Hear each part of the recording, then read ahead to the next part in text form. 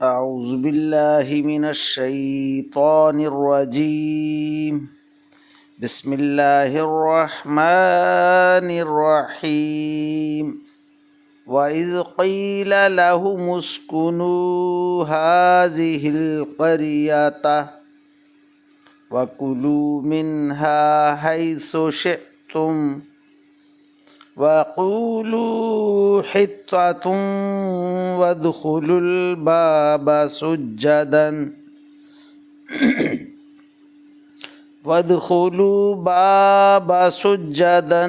نغفر لكم خطيئاتكم سنزيد المحسنين. آمنت بالله صدق الله مولانا العظيم وصدق رسوله النبي الكريم ونحن على ذلك من الشاهدين والشاكرين والحمد لله رب العالمین.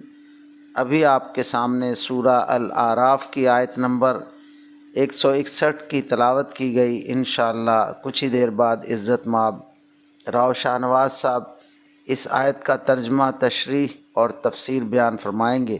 اللہ تعالیٰ سے دعا ہے کہ ہمارا پڑھنا، آپ لوگوں کا سننا اللہ تعالیٰ قبول و منظور فرمائے اور اس پر عمل کی توفیق عطا فرمائے. آمین یا رب العالمین. اعوذ باللہ من الشیطان الرجیم. بسم اللہ الرحمن الرحیم. ملتان سے شاہنواز تمام دوستوں کو السلام علیکم ورحمۃ اللہ وبرکاتہ. دوستان گرامی، آپ کے سامنے سورہ اعراف کی آیت نمبر 161 کی تلاوت کی گئی. اب اسی آیت کریمہ کی آسان تشریح ترجمہ مفتی تقی عثمانی کا لکھا ہوا اور تفسیر ابن کثیر سے حاضر خدمت ہے. اللہ تعالیٰ قرآن پاک میں ارشاد فرما رہا ہے، اور وہ وقت یاد کرو جب ان سے کہا گیا تھا کہ وہ اس بستی میں جا کر بس جاؤ اور اس میں جہاں سے چاہو کھاؤ، اور یہ کہتے جانا کہ یا اللہ ہم اس کی بخشش کے طلبگار ہیں، یا اللہ ہم آپ کی بخشش کے طلبگار ہیں، اور بستی کے دروازے میں جھکے ہوئے سروں کے ساتھ داخل ہونا تاکہ ہم تمہاری خطا معاف کریں گے اور نیکی کرنے والوں کو اور زیادہ ثواب بھی دیں گے. اللہ اکبر.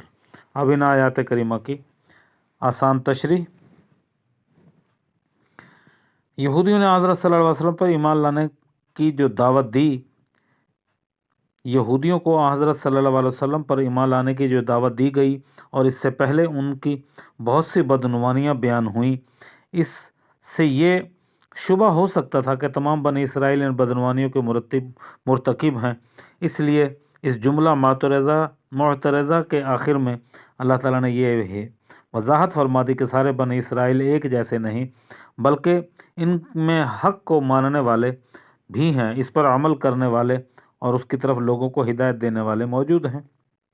اس میں وہ بنی اسرائیل بھی داخل ہیں جو حضور علیہ الصلوۃ والسلام پر پہلے دین حق پر قائم رہے، اور وہ بھی جو آپ صلی اللہ علیہ وسلم پر ایمان لائے، مثلا عبداللہ بن سلام وغیرہ.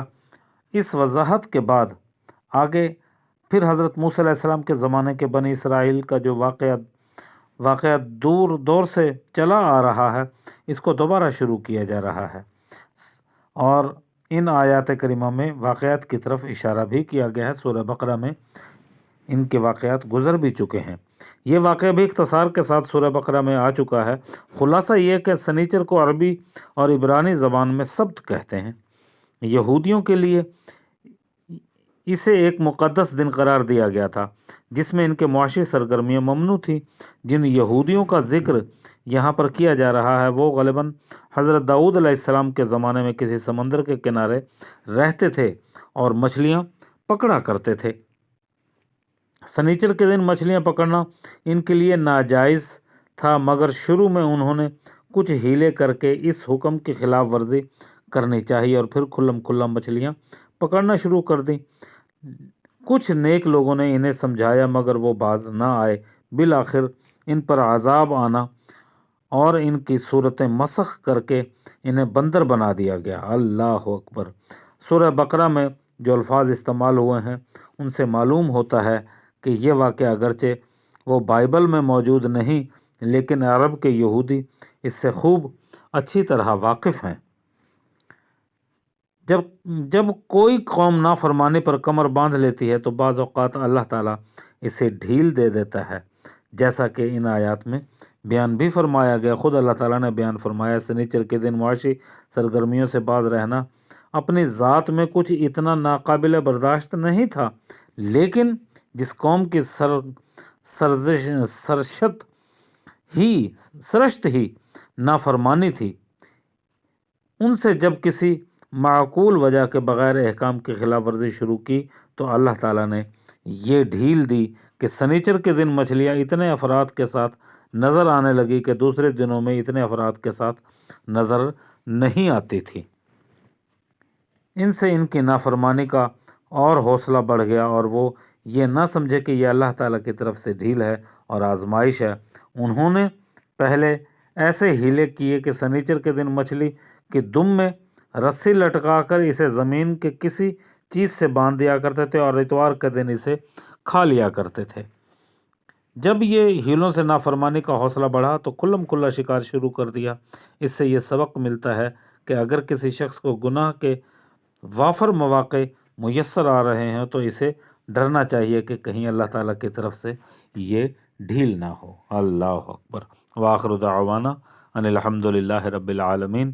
یا میرے پروردگار ہماری دعاؤں کو قبول کر، آمین یا رب العالمین۔